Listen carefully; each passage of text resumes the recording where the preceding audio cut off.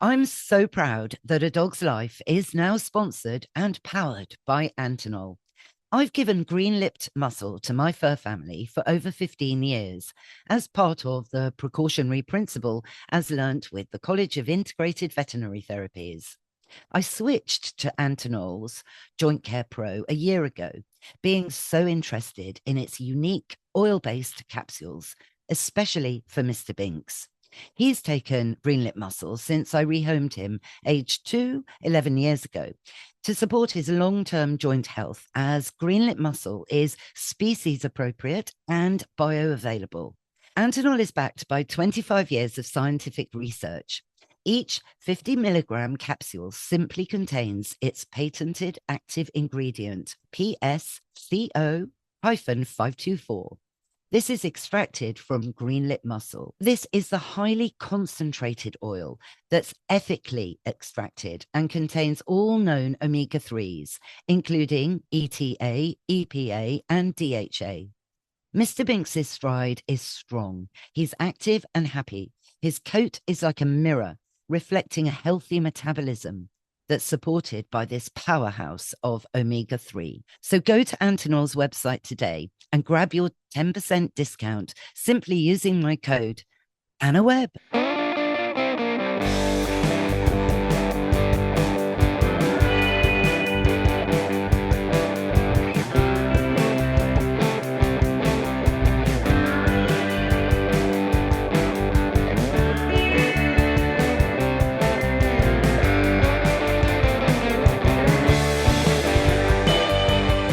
Hello, I'm Anna Webb, and welcome to A Dog's Life that's powered by Antinol.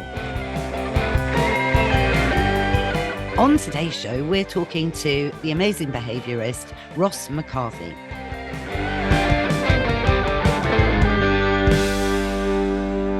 Ross McCarthy, thank you so much for coming on A Dog's Life. I am so looking forward to our conversation. Hey Anna, absolutely lovely to see you again. Oh, thank you. I must say, we always cut the video. I'm at a rather awkward angle, as I explained. So the lighting and everything isn't quite right, Ross, because my cat Baggy is sitting in my office chair, and I don't really want to move him. I mean, what do you think of that from a training perspective? Should I be the sort of person that goes, right, I've got a Zoom now, and you have to move off my chair, or would you let the cat have your chair? I would let my cat have the chair. I'm a bit of an idiot like you, I think. But yeah, if the cat's comfy and sleeping, leave him alone. And yeah, get yourself. You do yoga and stuff, don't you? So awkward positions are kind of should be your thing. Yes, no, absolutely. Just not. I wouldn't say I'd like to be filmed doing yoga though. I'm not sure anybody would. Do you do yoga, Ross? Just as a segue. No, I don't. That's one thing that I would like to do. That and learning French have been on my kind of to-do list for the last 30 years, really. Oh But wow, I can help you with both because I do. I speak French quite well. okay, there we go. There we go. And my yoga's all right, actually. Oh, it is good, I think, particularly in this day and age. And we'll kind of segue to that through the conversation, actually. But we met ages ago, didn't we, Ross? I think it was through Natural Instinct. I think it was BBC Radio London about 17 years ago. I came on in like the middle of the night when you did Barking at the Moon. It would have been 15 years because we haven't quite been on 17, but we have been on 15 years. And yes, you definitely have been on Barking at the Moon. That was when we brought our dogs in. So you It- met Molly, my first amazing miniature bull terrier. yeah, I did. Molly and Matilda, I think, were present, weren't they? They were present. That was sort of in a different era. We kept that. We got the odd complaint of dog hair, and so on. But the dogs remained. And I must say, Moles loved it. She knew when it was Thursday, and we'd drive in the olden days when you could easily drive in London and park up. And she used to stride down Portland Place, proud as punch, to go into a BBC studio. And because Yeah. she'd bark on cue. I'd give her my hand signal and she'd bark. And then that enabled Joe and I to kind of have a banter. And then Joe would like give me the sign and I'd give Moles the sign, and then we could do that brilliantly. And in fact, one guest once came in, she actually thought it was sound effects, and when she got in the studio, she was like, "Oh my word, there are actual dogs in the studio. I thought it was sound effects." Isn't that funny? That's funny. No, it's really lovely. Well, actually, I mean, obviously, it relaxes your guests, doesn't it, as well? If they come in and you've got dogs in, it's like the same when you've got, lots of offices I visit in London. They have like, office dogs, and I think that's a really cool thing to put people at ease, isn't it? Yeah, well, look, it's just one of the amazing aspects of dogs, isn't it? That they have this ability. I think there's one study that said simply having one dog in a room, say like an office, would actually reduce everybody's blood pressure in the room. And that's obviously enhanced, further if you touch the dog correctly and look at your dog. It's all been, dogs have been so analyzed scientifically. Would you agree? Yeah, I mean, they are amazing, aren't they? And I think, even now we're only really kind of on the tip of the iceberg, aren't we, for discovering kind of how kind of amazing they are.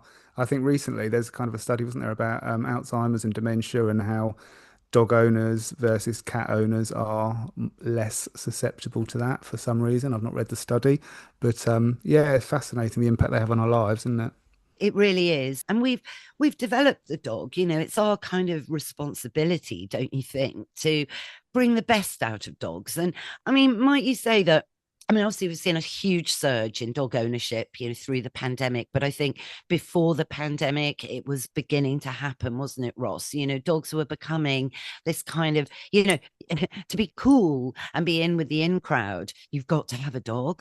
Yeah, I think I mean, we go through these sort of weird societal shifts, I suppose, don't we? And I guess now people are kind of delaying having children till later and focusing on careers and things like that. And it seems now a lot of people are kind of, the dog is the first thing, isn't it, prior to starting a family. And yeah, they are more popular, but equally on the flip side of that, I mean, to put a negative spin on on your lovely positive, I mean, at the moment it's just a mess, isn't it? I mean, dogs in rescue and just the whole landscape in the dog world is just horrendous, just due to the amount of dogs we've got. We've got too many dogs.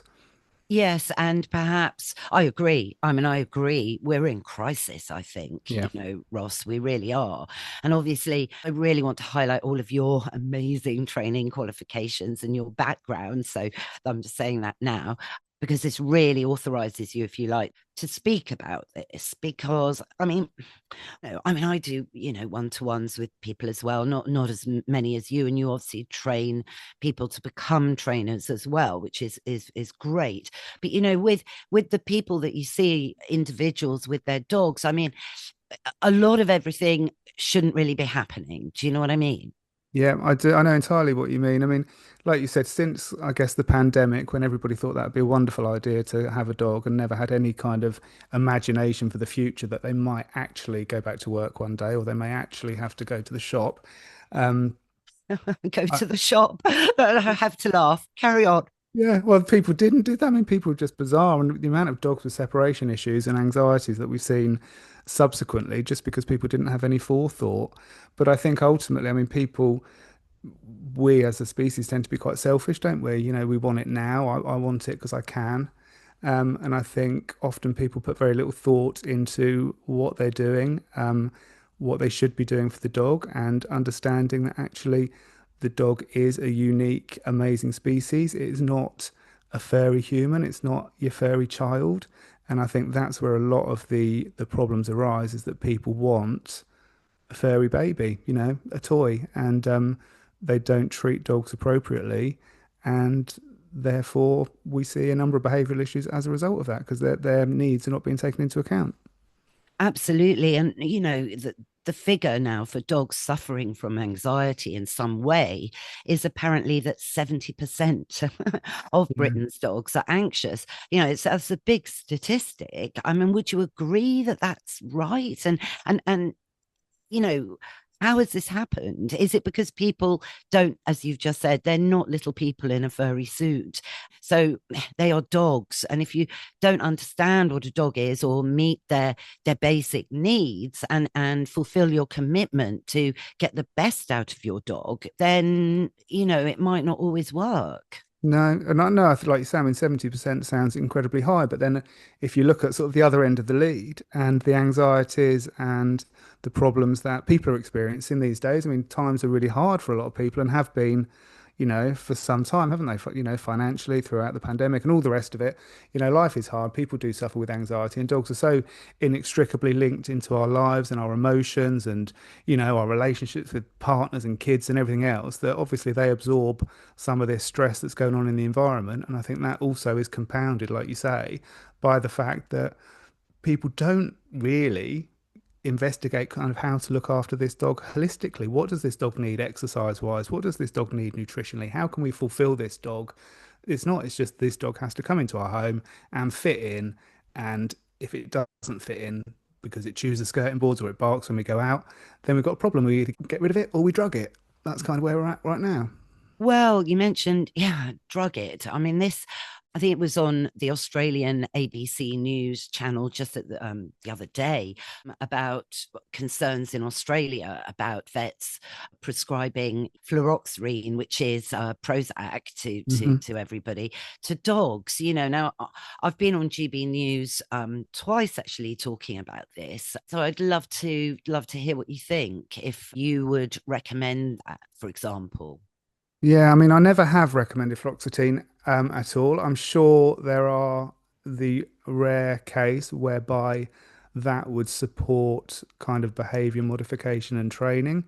But I think at the moment, and also it's not just the vets, it's very much client led as well at the moment. So you've got clients that are going to the vet saying, I want medication for the dog because it's barking at dogs or because it's distressed when I leave the house, and the vets are prescribing that. And in most cases, it's not required. What's required is, as we've just said, a deeper understanding of what dogs are and aiding them to live in what to them is an alien environment with our lifestyle. So, you know, just prescribing psychotropic drugs and doing nothing else, I think is pretty outrageous, really. Yeah, yeah. I mean, arguably, training has to happen with a dog, and that's kind of for me part of the whole point of getting a dog, really, is to build that relationship of teamwork so that you can take your dog in the car easily. You can go to a dog cafe, no problem. You can do other things, which I know is very fashionable, if you like, at the moment, like take your dog to the cinema. Now, Mm. arguably, in fact, with Prudence, my own bull terrier, she hates going to the cinema, right? Yeah. she, she is noise sensitive and finds sort of environments where an auditorium will change sound for a start.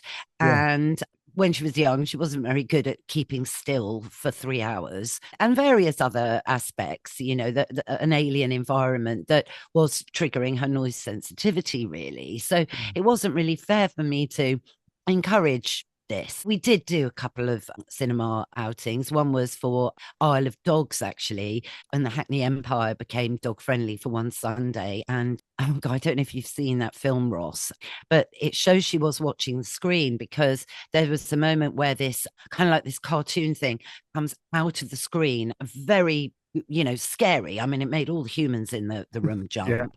And Prudence, she basically leapt out of the chair, right? And literally on one of those tilts, mouth open, teeth barred, to kill this monster that had just bounced out of the screen. It was like a hologram, that's the word.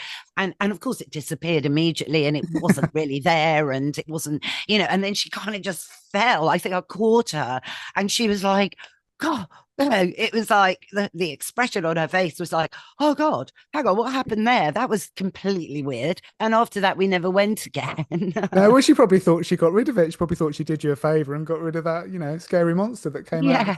Yeah, but her reaction was, I mean, immediately to protect, which is again a natural reaction, but again, something that perhaps many people don't understand that dogs have that in them, that can be transferred in a situation where you might not really want that to happen.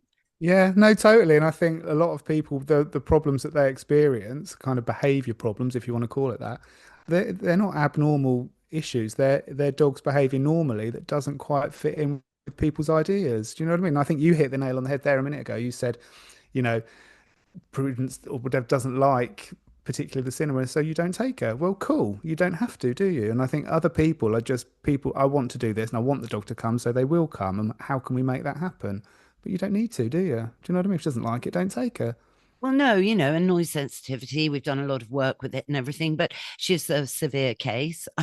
And it has made her quite, I want to mention this because a lot of people bring in puppies and maybe, I mean, Prue was from a very good breeder. I mean, it's unfortunate these things, can happen. 50% of all dogs are noise sensitive, and that can make them more difficult to train, for example. And obviously I knew what it was, so I could deal with it. But a lot of people won't know, and Yeah. again, it can be managed. Would you say? Oh, sorry, I'm touching on a lot of things here all at once. So issues like noise sensitivity, for example, can make a dog difficult to train. Would you say that through training you can manage behaviors, even if they are quite ingrained, like something like noise sensitivity? Yeah, I think, and we see a lot of sort of, I suppose, fears and phobias, I guess, now developing of sounds and things like that. I mean, we have kind of, a lot of fireworks going on throughout the year, don't we? In London, particularly, it's always some kind of celebration and fireworks going off at various times of the day and night. So we see an increasing amount of dogs that are sort of phobic to those sounds.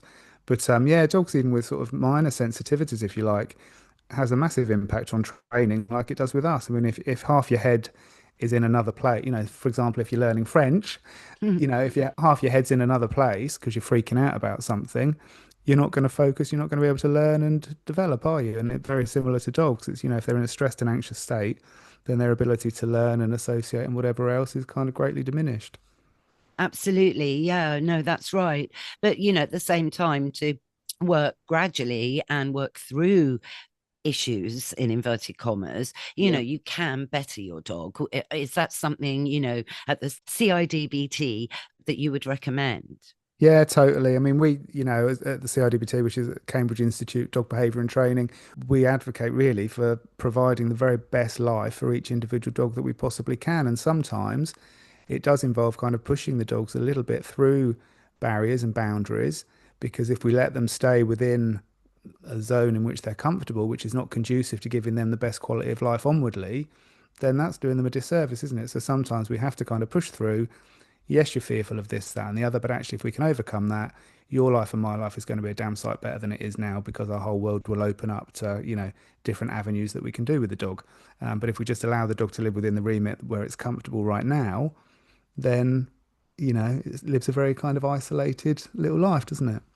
Well, yes, absolutely. I couldn't agree more, really. And also, it's again about, would you say, that teamwork thing, that it's also about the human as well. I mean, a lot is always the human, isn't it, Ross, Yeah. really? But by succeeding with your dog and improving, yeah, it's a symbiotic thing. Yeah, I mean, I love the word symbiotic. I think that is how it should be. That is why we have dogs, like you said, to have a relationship, a partnership, whereby, it works for both parties. We both enjoy each other's company. We work on, fulfilling the very best we can for the dog, and obviously dogs intrinsically kind of do what they do for us. So yeah, I think it should be, I think it's very much kind of undervalued, actually, the kind of the potential relationship that we can be having with dogs when people put in minimal effort. They get a pet dog, stick it in the house, we expect it to just roll with what we want to do, and people don't tap into kind of the amazing communication actually that you can have with a dog, through training, through a little bit of understanding about a little bit of dog, kind of psychology, if you like, the fact that they are different to the average person. I feel sorry that people don't have those kind of deep relationships that are, available between man and dog, so to speak. Yeah, yeah, because we don't have long with our dogs. I mean, I know you've got a 10-year-old Rossi at the moment, because I remember chatting to you once because I'd just taken on Prudence, and she's the same age, and we were moaning, weren't we, about how it's so hard because so many people help you train the bad behaviors that you don't want, like Yeah. jumping up, for example, with meet and greets. Do you remember that chat? I think actually to show off, we were at the Battersea Gala dinner at the time. Oh, probably. Well, that's how we roll, isn't it? Just posh, you know. Yeah. Oh yeah, the Battersea Gala dinner. Yeah, no, I do remember. I mean, people constantly do your head in. I mean, I've had a few other puppies along since then as well. I tend to collect Rottweilers, as you know. But no, people do your head in. I mean, particularly when you're trying to raise a puppy. I take my puppies into like pubs and wherever I can to kind of socialize the dog, get the dog used to that environment. And people come up to you and there's this expectation that I can just come over and touch your dog because I want to. And that's not what I want. I don't want my puppy learning that everybody thinks it's fabulous because actually, by the time they're 6 months old, most people are terrified and they don't think they're fabulous.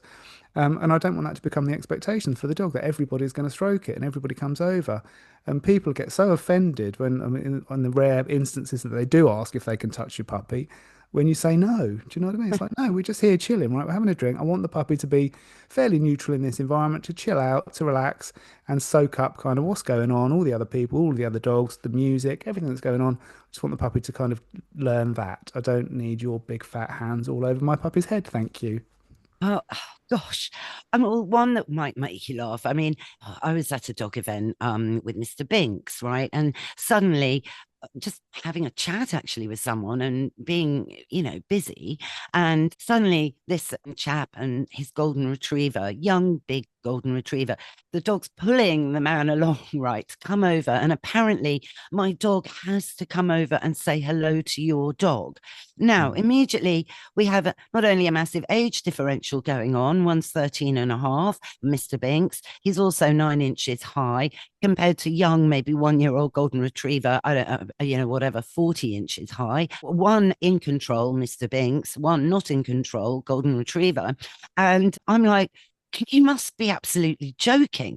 I mean, my dog's even too short to smell your dog's bottom. And I said, look, I'm awfully sorry, but I can't remember what I said. I was polite, really polite. I said, look, I think there's a bit of a size and an age differential going on here. And Mr. Binks, he's only actually got one hip and he's a bit fragile and he's nearly 14. So I'd rather not, if that's okay. Extraordinary. Did I do the right thing? Well, you're very good. I mean, to be honest, Anna, the older I get, the less polite I get. And I think, I'm quite a chilled person. I don't get road rage or anything like that. But the things that really frustrate me a lot is when I'm out walking the dogs, you get these idiots doing silly things. When I go for a walk with my dogs, or I walk for a lot. Actually, I do a lot of exercise each day with the dogs, and I do that for kind of my dogs, so they have physical exercise engagement with me. I do it for my own mental health to get out in kind of open spaces and stuff. And I'm not there to entertain other people's dogs. I don't want your dog running over to me, ruining my walk. And so, yeah, I just completely lose the plot. And I used to be polite, and now I just realise you can't educate people that don't want to be educated. So I just, yes, you did the right thing to answer your question, and you did it in a lovely way. Oh gosh, well, thanks, Ross. Gosh, well, look, I mean, this morning I've had an inquiry about a spaniel that I've helped before years ago, actually, and now resource guarding has become an issue. And whatever they were asking my advice, they've actually gone to another trainer. They wanted me to comment on what that Oh, trainer has suggested they do, right? So yeah. I'm like, okay, but something like resource guarding and biting, right? I mean, dog bites are at the highest levels, obviously, since Yeah. dogs were domesticated. What's your view on all of this? Because this is sad, isn't it? I mean, it's related, but particularly with breed specific legislation as well, which we thought that might have gone away. I don't want to go in deep into the XL bully because I know you've spoken a lot about it and so on, but it's discrimination, isn't it? Yeah, I think this is a mess. I mean, BSL, I mean, when the Dangerous Dogs Act came in 91, I mean, it's made no impact since then. I'd never ever thought we'd see another breed added to the list with the XL Bully recently, but I guess somebody has to be seen to be doing something. You can't have dogs killing people all over the place, can you? But it's never worked.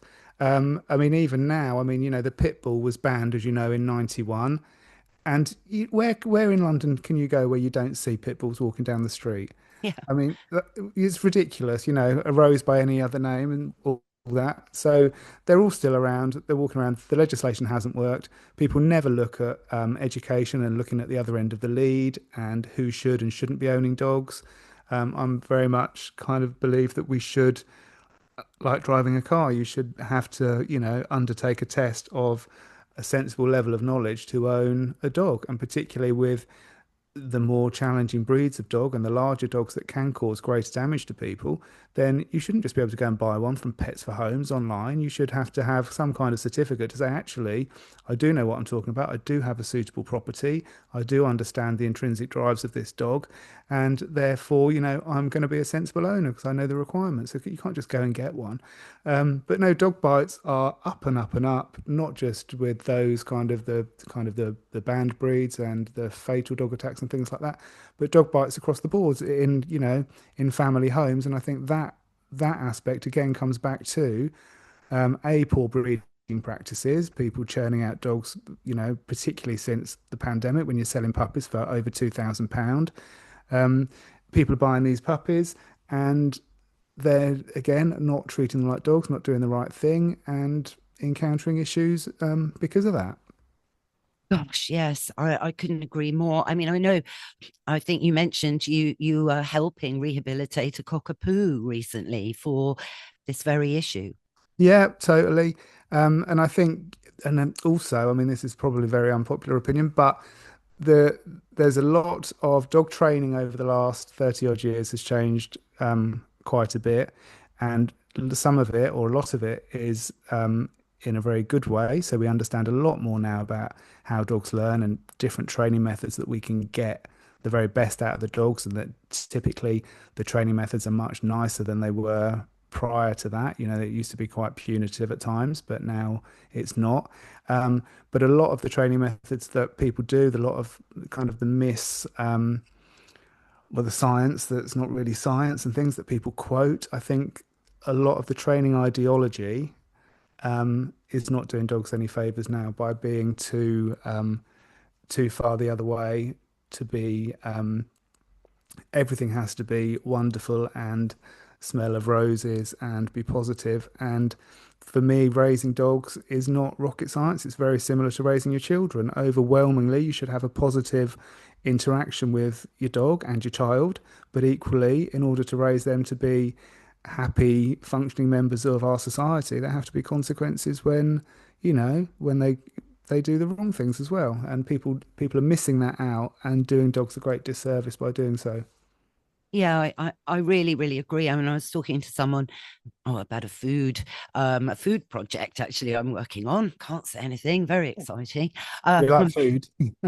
Yeah, I like my food. We had something in common in that she's taken in a stray cat, and the cat's having problems with the other cats. And it was interesting because she said, I know I must never say no to my cat.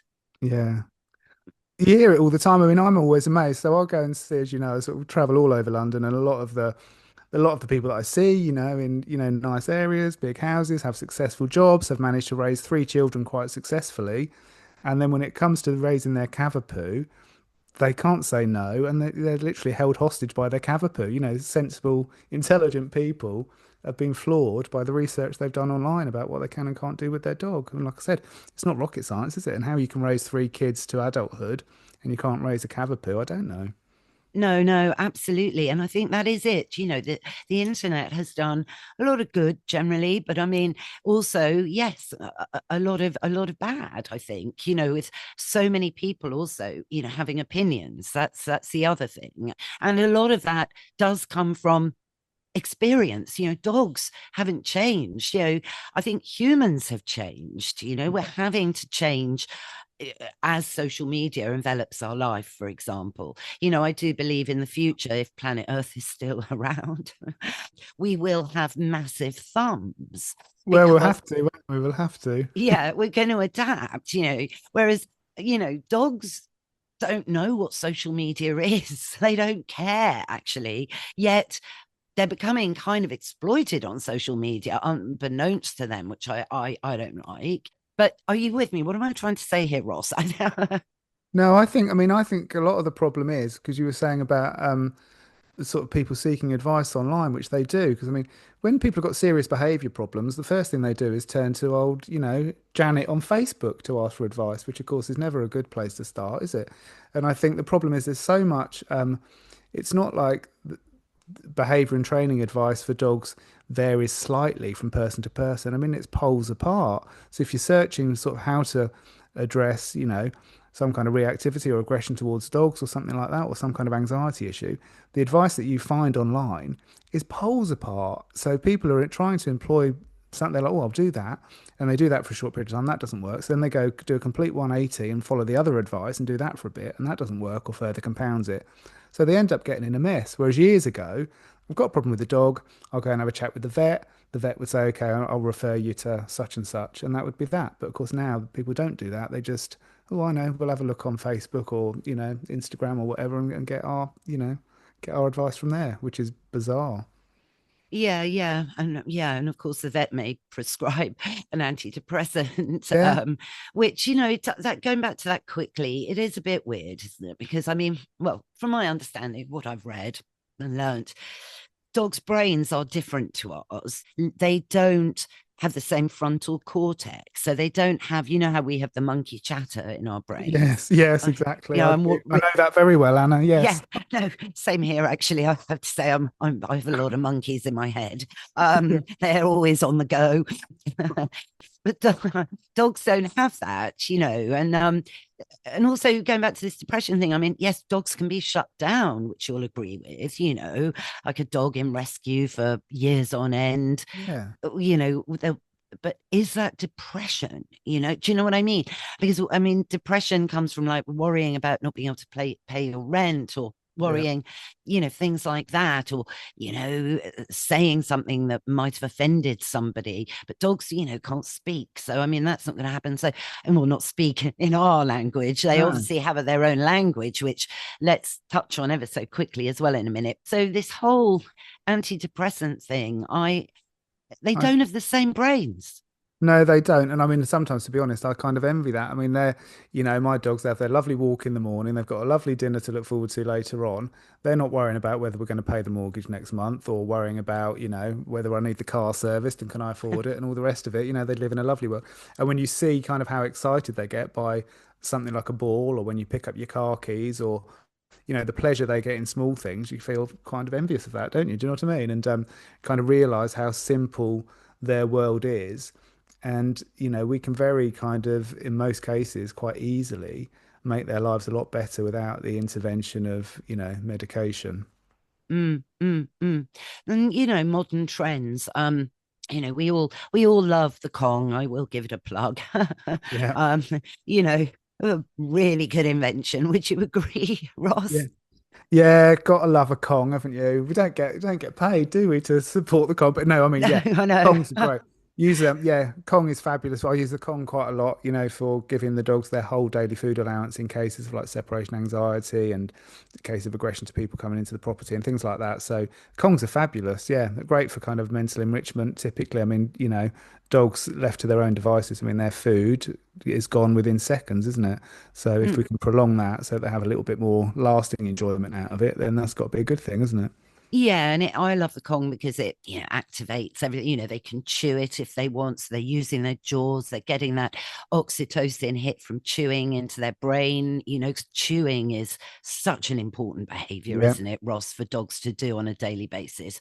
Chewing, cleans their teeth. Chewing relaxes them. Generally, they've got to be relaxed in a, say, dog bed to chew on something, can yeah. keep them happy. And then they, I don't know about you, but mine normally doze off after a good chomp. Yeah, no, it's lovely. And I mean, particularly like with puppies throughout sort of their teething phase and things like that, you're better off to redirect a puppy with sore gums onto, a nice Kong to chew rather than your skirting board or your kid's arms. Yes, yes. But, like you, I'm a massive, I'm probably you could call me a raw food zealot, I suppose. But I am, I'm passionate about raw feeding. So my dogs have, bones and stuff like that. So actually seeing them in the garden on a nice day, they'll be out there for ages chewing on a knuckle bone or whatever, just having the best time, cleaning their teeth, enjoying what they're doing, and then chill out and sleep afterwards. I mean, what's better than that? I know. I couldn't agree more. No, I know. No, I love obviously that you also, love to feed as nature intended, with a whole food, fresh diet, because you are what you eat at the end of the day. I mean, you're very handsome and slim and fit. So I'm sure you don't eat fast food every day, do you, Ross? No, I try. No, I mean, as you know, I drink too much and do lots of other bad habits. But no, I try to eat as healthy and as cleanly as I can. But I think, obviously we have choices, don't we? So yes, we can get tempted to go and to, eat junk food instead of preparing a salad. But dogs don't have that availability, do they? So there's no Mm. excuse to feed them rubbish. And I think, and luckily, I do think over the last, what, 5, 10 years, that there has been a huge shift to people feeding dogs appropriately because it's common sense, isn't it? I mean, feeding dry old biscuits out of a bag that lasts for years and years and years, not even the flies land on it, or feeding them the species appropriate food that they enjoy with variety. I mean, it's just common sense. I mean, why would you not do that? I know, no, yeah, exactly. I mean, why would you not do that? No. It's true, and you're right. You touched on it. We have a duty of care, don't we? Yeah. I think under the Animal Welfare Act, it does actually say in the Animal Welfare Act to feed a dog appropriately or something to along those lines. So it is about our duty of care, and that's also training and just duty of care. Just give them a good life. That's what they deserve because they're brilliant. I think so. And I think, I want my dogs to be around as long as I possibly can in kind of, in, a state of physical wellness for as long as possible. So health and longevity wise, I want to do the very best I can for the dog. And of course, keeping the dog as clean as possible physically without loads of chemicals being pumped into them constantly has got to be, give us a greater chance of achieving a healthy, long-lived dog, isn't it? Yeah, no, 100%, 100%. Now, look, something that's, on my mind, okay, as something that is used a lot now, modern times, to apparently help reduce anxiety in dogs is, the licky mat. Yeah. I mean, I've got a licky mat, I've got to say. Now I use it. It's, I've got my cat. Now he's a stray feral tomcat. So the way he eats is hilarious. Like he'll pick it out of the bowl and then put it on the table and then eat it. So, and it's just the way he eats because and I don't think he's had much good food in his life. Bless him. He is getting it now. Anyway, so I've got my licky mat. It's like a placemat. So I put his bowl on top of the licky mat so that when he gets it out of the bowl, it goes on the licky mat and not onto my sideboard. So that's how ours is used in my house. Yeah, I mean, to be honest, I mean, I've nothing against licky mats at all. I've never used one. I tend to, as we've just discussed about the Kong. So when I'm working with clients, if we're using kind of food for, to sort of prolonged feeding, if you like, to resolve some kind of behavioural issues or to support that, or to just increase sort of mental enrichment or whatever, then I tend to just go with kind of the Kong or something like that. But nothing against licky mats. I've just never not really been on my radar. I mean, I do see I've got a friend who's on social media and she makes amazing food for her dogs and her cats.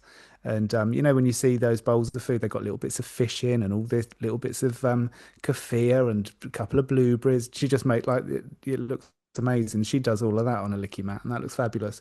But I don't do that. But there's nothing. I mean, there's nothing wrong with them at all, is there? But I think a lot of people overlook, the basics of what dogs need, and a licky mat doesn't replicate decent exercise and fun and engagement and interaction and play and learning, does it?